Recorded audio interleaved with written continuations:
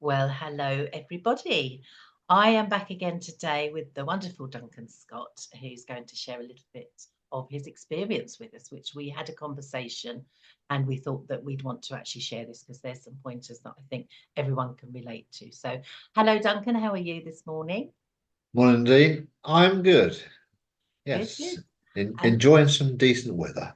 we are lucky in our part of the world, we have a bit of sunshine, don't we, at the moment? So We do. and doesn't it make a difference? Doesn't it just Makes a difference to your mood and your mental health as well. It really does, doesn't it? So let's spread that for the people that haven't got sunshine. We've got it. We'll spread it all with you, won't we? Yes. We'll give you our joy, which is lovely.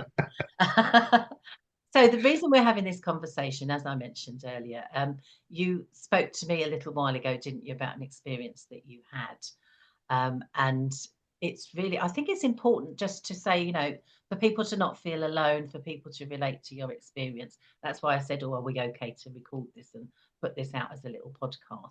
So, would you like to tell everybody what happened and where you were and how you felt? Would you like to sort of start off that way?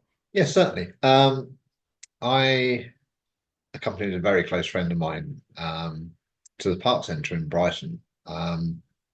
She'd had mammogram and it had come back with some crystallization of tissue, so they needed to do some further investigation. Um, Not the easiest place to find exactly where to go. Um, but the appointment was at 3 o'clock. There was nobody in reception. Um, and although we'd read through the leaflet of the way the procedures were going to be done, it wasn't clear that once she was called in, that would be it until the end. It was written in such a way that one one part of the procedure would be done, then probably back to the waiting room, then the next part of the procedure. And what I found frustrating as somebody on the other side was there was nobody to ask what was going on. And there was no information to tell you that you know they're going in, they'll have a mammogram, they'll have an ultrasound, then they'll have the biopsy, and then before they come out, and a rough time scale. And with somebody who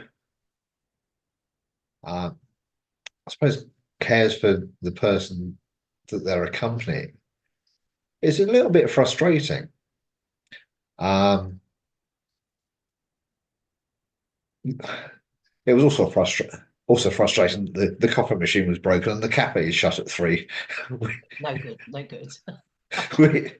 And as I didn't have any coffee with me, being Mm, an accomplished coffee drinker, it was it didn't go down too well. mm. But yeah, although they were professional in what they did with her, um, the other thing that wasn't explained was you don't accompany them through the process either. Right. Yeah, good point. That is a good point. Yeah. So you've got to find something to do for the hour to an hour and a half Mm, that they're in there having various procedures done, and there's absolutely no feedback um, as to what's going on. mm. Yeah, so that was my experience there. Yeah, yeah. Certainly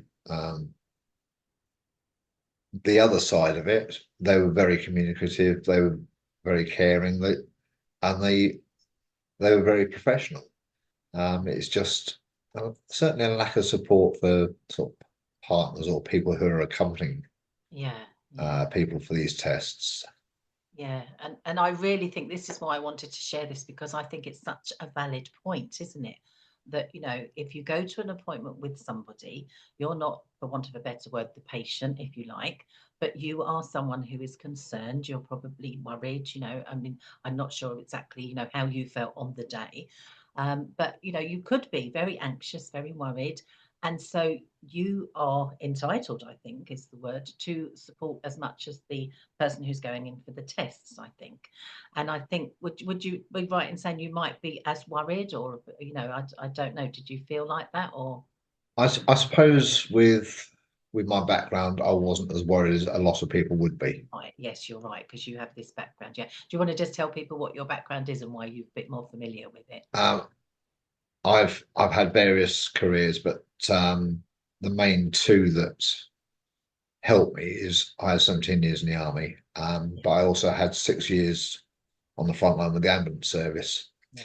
So I understand a lot of the medical testing and medical Mm, procedures mm, and the reason behind them, mm. and also the fact that initial tests can be false. So Yes, yeah, yeah. it's having that makes life a lot easier.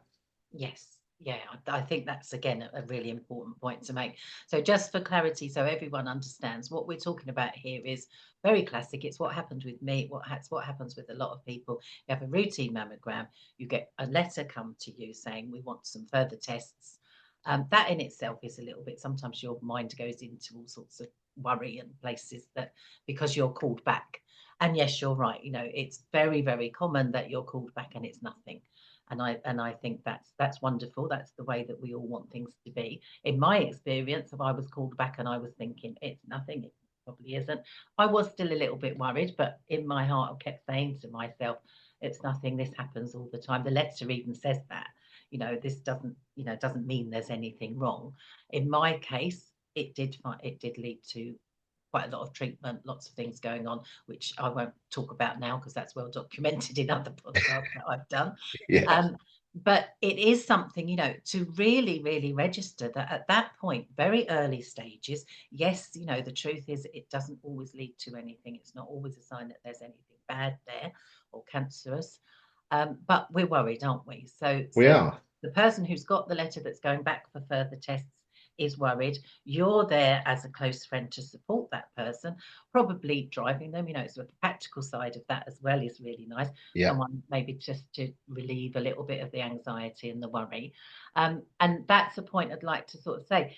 If you are going for these tests, if you get called back after a routine mammogram, then I would suggest that you always have someone with you.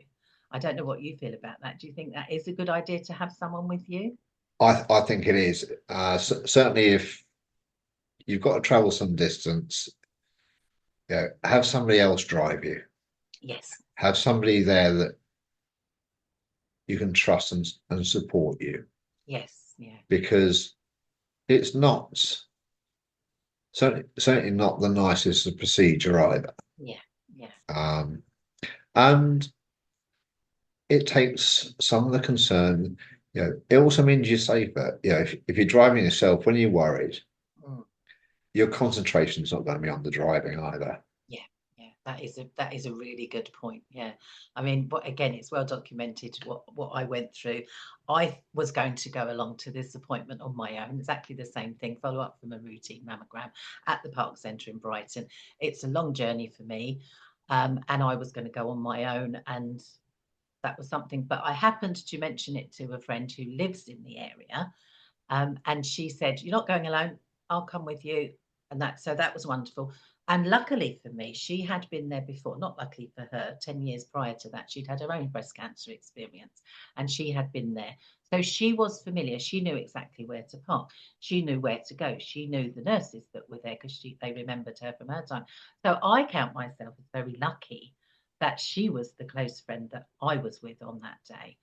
So the things that you're saying, I've got to be honest, were oblivious to me because I was in her hands, her wonderful safe hands. Yes. So I can't really compare the experience in that way, but everybody's got a different experience. And I don't know if the coffee machine was working. I don't know if there was someone at reception. I honestly don't know. So I can't compare, but I just feel that I was lucky that I had a good friend with me. So I think that, like you say, for the driving, for the fact that you can be distracted, we had a giggle on the way, we had a laugh where I was really worried. And she was a bit too. Obviously, she'd been through it herself. She was reliving her own experience a little bit. So that was really the best way. I think I felt really well cared for and looked after. And you were obviously doing that for your close friend too.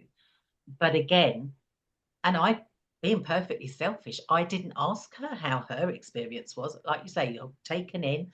I was taken in for the tests. I was brought out again back in for more tests. It was a long, long session that we were there.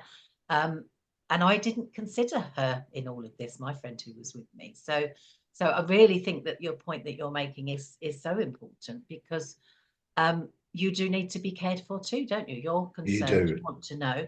You're sitting there for a long time. It's very uncertain. I was in and out of tests. I didn't know what was going on from one test to another.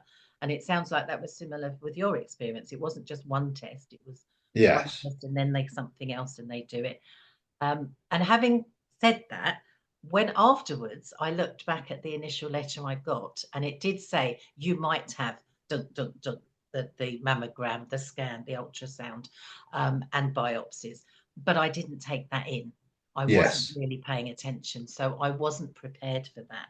And I think the way you said yes there, it's like we it might be in writing, but we're not registering, are we? So Exactly. And yeah.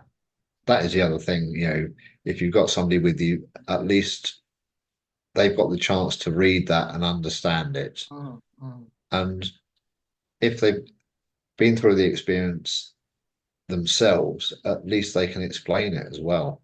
Yeah, yeah, I was lucky with that. I could have that explained. But it is something most people haven't. They go with someone they care about, someone they're looking after as such. They haven't been through the experience themselves. So, like you're sitting there and you go, I don't know necessarily what's going on. And if no one tells you, you are sitting there going, I don't know, I don't know what to do. And then even if you're maybe not worried at the start, maybe some anxiety comes in because it's one test after another, and you might be going, Yeah, oh, is that a bad sign? Is that a good sign? You don't know, that's maybe. right. So that is something to think. So I think from that point of view, if we could make a plea to these places where they have the test, maybe to say something like, don't forget the person who bought the person you're testing, maybe look after that person too. I totally agree. If there's somebody available to just to ask some basic questions about what's going on, how how it's how everything's scheduled. Mm, It takes a lot of worry off somebody, yeah, yeah, yeah. and I think that's the main thing to take away from it. Yes, yeah, to think. And I know, the people in the medical profession and all through my cancer experience, they have been so kind, so caring. They do it all the time. They know what's what, but they're busy, aren't they? And they are focusing on the person that they're doing. I mean, in this instance, they're doing all the That's right. testing. So, for them to remember if they've got the staff available, that kind of thing, to actually go, oh, are you okay? You're sitting there, not knowing what's going on. I think that is something that, if that could be recognised, I think that would be really valuable, wouldn't it? So, It would, and it's I've been guilty of when I was with the ambulance service. Um, there are times where I didn't include somebody who's with the patient, yeah, yeah, which with hindsight wasn't the right thing to do. mm, yeah, But it's a learning process, and we all got to learn, and we should all learn from our experiences. yeah, yeah. And I think that's the reason I think we wanted to say this out publicly, isn't it? So people can just think a little bit. And again, if you are taking someone, I'm really big on. I have learned through my own cancer experience how much the people that care about me are affected too. It really, really has that ripple effect with a lot of people. So anyone that's involved in taking, they're being brave. They're going, oh yes, I'll support you, I'll look after you, but they're going through their own issues too, while they're driving you, while they're keeping you occupied, while they're making you laugh about things, taking your mind off the worry. They're doing that too. And I didn't really realize that in all the times that I was driven to appointments and that kind of thing, that actually, to check in for me to go, are you okay? How are you feeling about it? Because I was very much like, it's all about me. I'm the one going through this. But just to ask, because as I say, my friend who took me had been through her own breast cancer 10 years prior. Um, and for me to actually just say, how's this for you? It took me, she accompanied me to about 3 different appointments, I think, and it took me to the third one to go, oh my goodness, this must be awful for you, because she was reliving everything she'd been through, Yeah. I didn't realize, and I'm not wanting to criticize, none of this is about criticizing or blaming anybody, but just to have that awareness that the emotions are high, whoever you are, whatever is going on. And the uncertainty, I know when I was at the Park Centre having all my tests, and I had quite a few appointments, lots of different tests. Nothing was conclusive. They can't tell you any results at that time. So it's test after test after test. And then your mind does go, oh, well, what does this mean? You're making it all up, aren't you? Because you You don't. are. And, Yes. and again, that's not to criticize, because they can't give you any answers. And that wouldn't be right anyway if they suggested anything. But for us, the person who's having the test, the person that is caring, looking after them, then there is all that, your mind goes all over the place, doesn't it? So It does. Yeah. yeah, so like you say, a lovely cup of coffee might have helped you with that one. Quite frustrating if you couldn't get that. But also, for me, I have breathing techniques. I have lots of little things that I can put in place. And I used when I was going through my tests, to help me relax and get that anxiety out of the way. But again, to extend that to the person that is accompanying you, maybe to actually say, I could, in hindsight, I could have with my friend actually gone, should we do some breathing together before I went into my appointment or whatever, but Yes. I didn't think about it. So I'm learning from this. And so I'm really grateful that you're sharing your experience. So it's, It's a pleasure. Yeah. mm, We can all we can all learn from other people's experiences, and as long as it's not, you know, I'm trying not to be negative about the centre, yeah, yeah. um, because they do fantastic work, Mm, mm, but it's just the chance to possibly improve yeah, yeah, what they do. Any of these centres improve what they do and help the people that actually care about the patient. yes, yeah. I think that's the message, isn't it? To think, it's not just the patient who's going through it. Yeah, If there's someone actually there with them, they are worried too. They are yeah, going through it, especially if you're sitting waiting, and a lot of people, you have a bit of a background, and I don't know how you feel about hospital spaces, but a lot of people don't even like being in a hospital environment. no, That they don't. that can be right. So they're uncomfortable anyway. They're worried, you don't know what the timing is. You don't know, sometimes you go to these things, you don't know how long it's going to be, do you? So all of those little anxieties are building up, aren't they? They So are. someone actually just letting you know, keeping you informed, maybe, or this is another test, there might be an hour or whatever, Yeah, so I really think that's important to share, and also to maybe say, and again, it might sound like I'm criticizing you personally, and I don't mean that at all, but for you right at the start to ask, if you're the person with them, I know when I was driven to appointments, especially when my partner took me, he didn't even come in to the building. He was sitting outside, but he didn't know how long I was going to be. He could have come in and asked. yeah. And again, not criticizing him, but he could have done. But they don't feel, the person who's driving you, looking after you, whatever you want to call it, doesn't feel that they're important sometimes, do they? But they have every right to ask. They do. Yeah, And I think this is one of the things that was slightly frustrating. You know, they came in, collected it, and then there was no. Then after about 10 minutes, that's when the questions start to form in your brain, yeah. and at that point there was nobody to ask. That's the thing, isn't it? If there is nobody to ask that, and I would imagine that's because of staff shortages. I don't Yeah, know. But that's a reality, isn't it? That's something that we're dealing with wherever we go. So to actually think, it would be nice if there was someone to ask, or if someone took that pressure off you and actually came and asked you, are you okay? Can I get you anything? Have you got any questions? yeah. But again, because I know a lot of people that do support people, partners, all sorts of friends. They don't think they're important. They don't think they have a right to ask. So just to get that message out there that you can, if there is someone to ask, then ask, because I'm sure if they, and maybe even to be able to say, comfortable enough to say, I'm a little bit worried, can you let me know? what's going on, how long it's going to be, that kind of thing. Because actually, you've got every right to say that. And I'm sure, because everyone that works in these places has a heart and soul, they would then respond to that quite favourably. If you said, "Look, I'm a bit worried," they'd probably go, "Oh, I'll sit with you maybe and explain a bit." Do you think Yeah. that would help if people asked? It would help a lot. It really would. Yeah, yeah, definitely. So just trying to get that empowerment out there. We can ask, and the person that is looking after the person who's having all the tests is important too. That is the thing.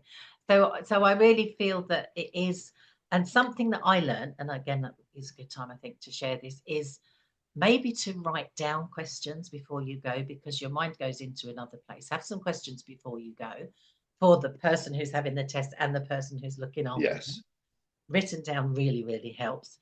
And I think as well to actually write down whatever's been said to you, because again, I wasn't listening when things were said to me. So having someone with you is great. I was very lucky with later tests that I had. A very good friend took me to a lot of those, and she was like my secretary. She was wonderful. She had my questions. She joined in with the conversations when she could, when she was able to, when she was with me, and whoever I was talking to, and reminded me of questions I'd forgotten because I did. yeah, And then she wrote down what was being said, and we talked about it afterwards, which was lovely. So having that person looking after you, there's a lot that they can do, and there is. it really does help, doesn't it? So, It so does. that is valuable. But I think, and some people do go to appointments on their own, and that's fine if that's their choice and that's what they want. But those Yes, ideas of writing things down before you go, writing things down that are said to you, and don't, it's such a cliche, isn't it? But there's no silly questions. Ask anything that's right. and ask people to repeat things again because there's words you don't understand, Yeah, and that kind of thing. So, but it is difficult, isn't it, in the early stages of the testing because there's no answers. It's early. that's right. That's the main thing. There are no answers, and there's no quick answers either. Of course, it's a process, isn't it? But to be, I mean, I defy anyone to not have their mind going all over the place, going, "Oh, they're doing a test. What are they going to find?" And you think the worst, don't you? That's right. Yeah, so that Yes, is, I know I was going through that, and I kept, as I say, I've got my breathing techniques, I've got lots of tools in my toolbox to use to help me not go to that place, but I still was going there. So it is something, but it is, and that, as I say, testing, whatever the outcome, whether it's a positive result or a negative result, obviously we don't want cancer to be found ever, but whatever the outcome, going through those tests when you don't even know, it's yes, it's valid to be recognized, like you say, to have a place where you can get your questions answered and be supported is really, really important, I isn't it? totally agree with you. But we can help ourselves a little bit as well. Is there anything else you can think of, Duncan, that maybe could be a pointer for anyone who's going along for that initial testing? The the one thing that I will say is read the leaflets you're that you're sent, Yeah, yeah. and get the person that's taking you to read it as well. That's a very good point, isn't it? Because I didn't do that. I read it, didn't take any notice of it, didn't go in. I didn't share that with the person that was with me. That would have been helpful, wouldn't it, if I had said that? But also, I didn't take it with me. So that would have been helpful to It actually would. go, oh, while I was sitting there waiting for my third test, going, oh, it did say it on that letter that I got, but I hadn't registered it. Then the person who was with me would have had that too. So, yeah, Yes. really good point. Yeah, read what's sent to you because you do get things sent to you. Take it in, maybe take it with you. But I love that. So yeah. So again, we're not criticizing anything. This is just an experience we had, and how we can actually empower ourselves a little bit, can't we, and feel a little That's bit right. what we can do. So Yeah. yeah, And we need to empower ourselves. Yeah. yeah, And it makes the journey a lot easier. yeah, exactly. We certainly do. So thank you so much for that. I'd just like to say, Duncan, you are a wonderful photographer. So if you want to just tell people where they can find examples of your work and what you do, because people might be interested in that are listening to this. Yep, certainly they can find my website at duncanscottphotography.co.uk. They can also find me on LinkedIn and on Facebook under Duncan Scott Photography. Lovely. And I will put those notes, those little links and everything in the notes that come with this video. And as people know about me, I'm supporting people as they go through cancer, having gone through it myself with all of my calming and stress reducing tips and coping strategies. So if anyone's got any questions for either of us, put them below. We will answer them. But it's been lovely chatting to you again, and I really, really appreciate your insight in this because you come at it from a different approach, and it's so important, isn't it, to share what we have found out. So thank you so much, Dan. No, it's a pleasure, Nadine, and thank you very much for allowing me to be involved. Thank you.